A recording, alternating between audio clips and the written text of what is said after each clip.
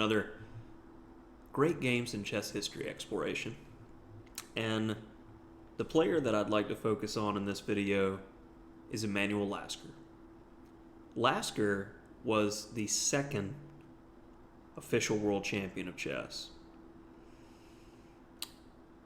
His main claim to fame is reigning 27 years after he defeated Steinitz, the first champion, in 1894. And I want to paint a picture of how much Lasker went through in the time period. The game that we're going to be taking a look at today is from 1910. But Lasker, from where he lived and what he went through, it's amazing, his resilience. Because from a psychological standpoint, going through terrible things and major changes can affect our play. Lasker still maintained, even to a late age, a very high level of play, keeping himself in the top 10 players in the world. Lasker eventually loses his title and spent a considerable amount of time playing bridge, and he intended to retire from competitive chess. But he returned to chess in the mid-1930s as he needed to raise money after the Nazis had confiscated his property and life savings. After the tournament in Moscow in 1936, the Laskers were encouraged to stay on, and Emanuel accepted an invitation to become a member of the Moscow Academy of Science to pursue his mathematical studies, with both he and his wife, Martha, taking up permanent residence in Moscow. At this time, he also renounced his German citizenship and took on Soviet citizenship. Although Stalin's purges prompted the Laskers to migrate to the USA in 1937, it's unclear whether they renounced their Soviet citizenship. It's unbelievable that the Laskers had to go through two extremely brutal regimes in history. Man still playing great chess.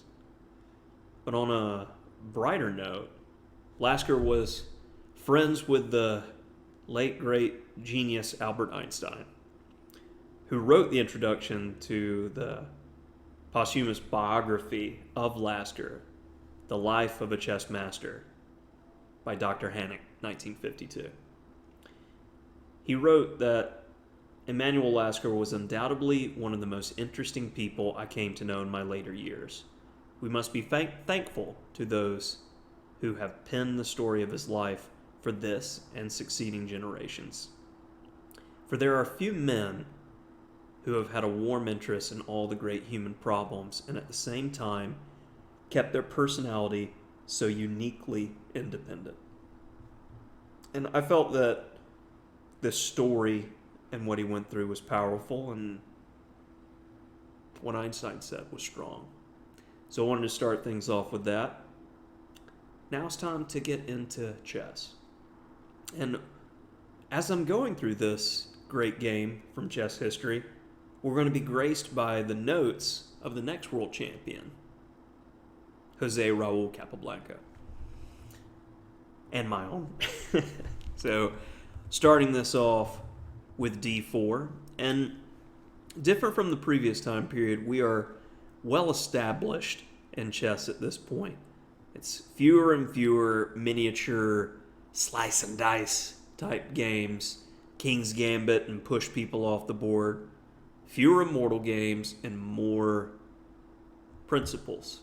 The school of Steinitz brought on these changes, and Lasker took to them like a duck to water, adapted, improved them, and gradually chess was evolving in the early 1900s, as we'll see in this classical game.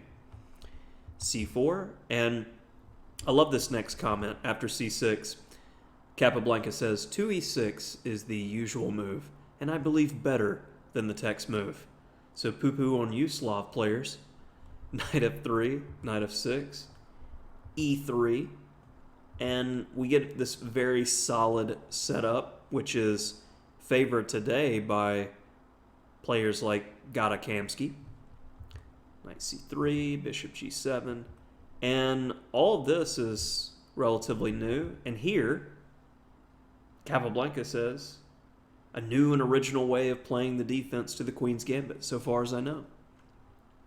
So let's see a modern line for the next few moves.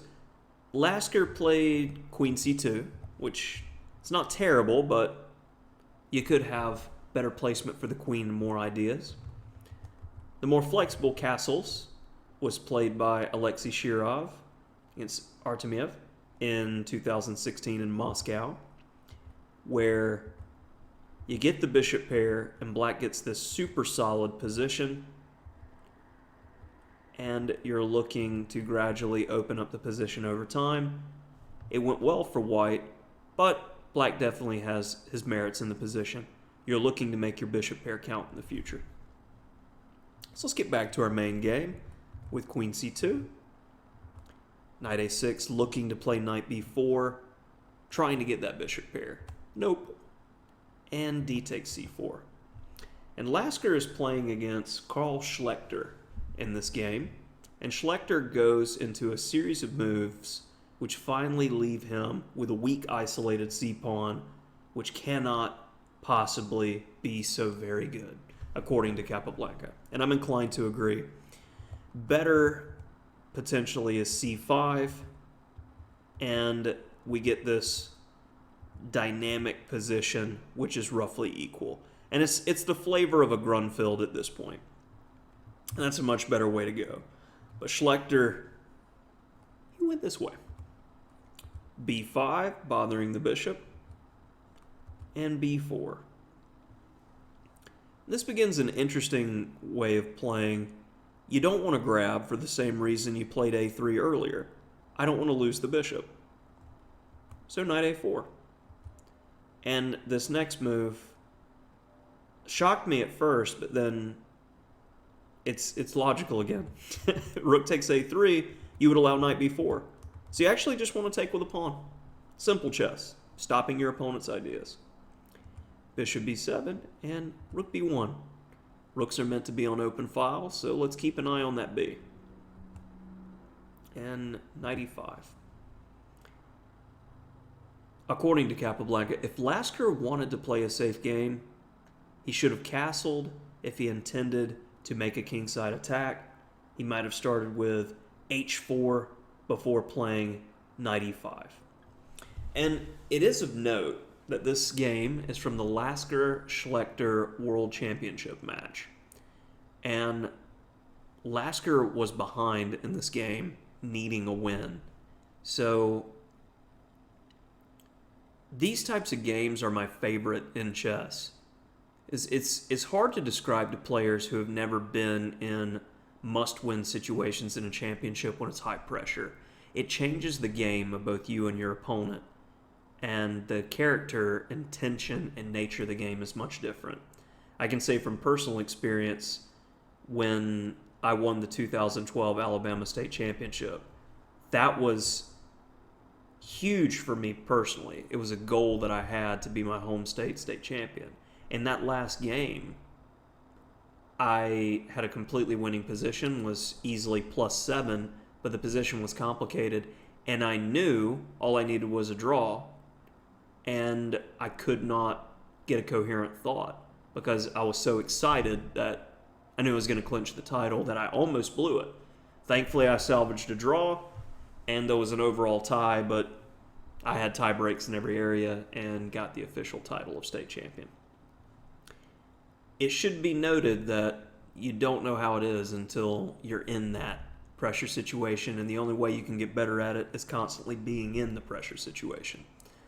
So Lasker, clearly being world champion for as long as he was, he understood the pressure, and he went after his opponent, Knight E5.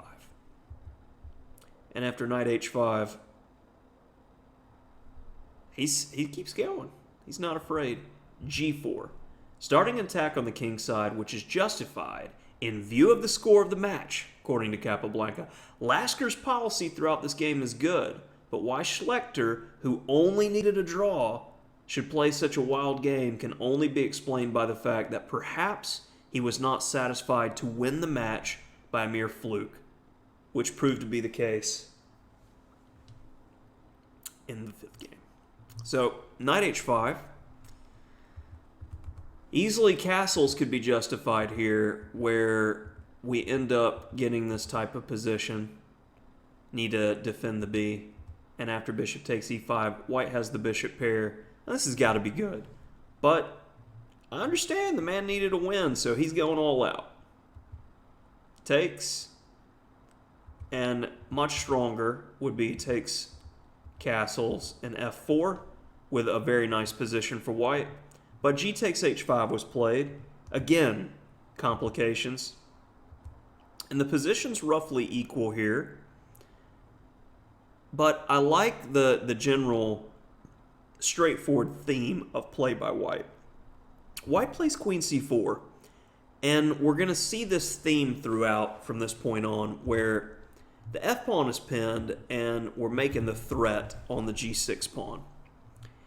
And it's a dance with this sort of theme moving forward. Bishop c8, good move, looking to relocate. h4, trying to break through. And this would be the way that this was the path that Lasker was looking for, stemming from that queen c4 idea. But he decided a more direct approach with rook g1, eyeing the g6 pawn that way. Queen a5 check, and queen d5 shuts the door on that f-pawn pin. Queen c2, keeping tension. And queen b3 here is the best move, according to me and Capablanca, because rook takes g6 is boss, and he says, I believe queen b3 was the right move here. The text move did not turn out so well. And bishop takes g6. Pressure gets to everybody in these situations, though. F takes g6, and again, we got it roughly equal. Queen b3 coming back to pin. f4, got to shut it down.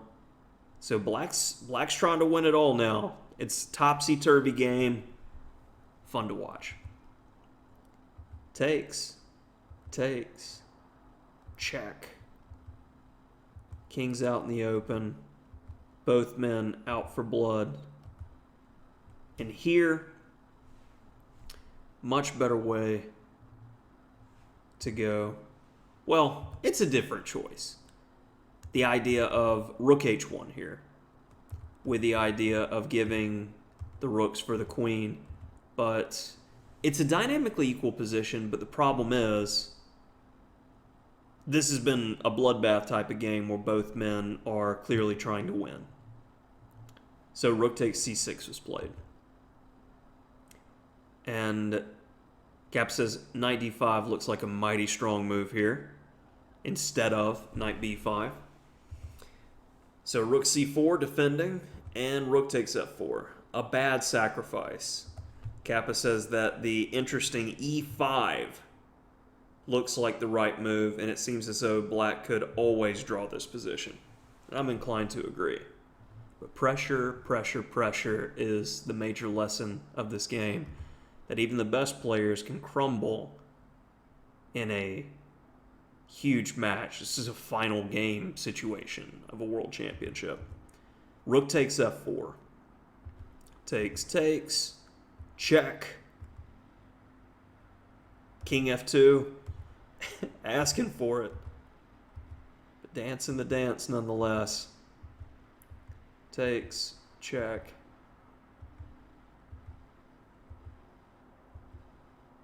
And everything seems to be holding on here for white. And knight c5. Lasker had fought his battle and obtained an advantage without moving his knight for 36 moves. From the 37th move on to the finish, Lasker plays with remarkable precision, and the fact that Schlechter held on so well shows the sterling qualities of the Austrian master. You know, I can sincerely appreciate Capablanca's annotations, which was the main reason I wanted to include these in. I mean, modern day players are so dismissive of each other for the most part.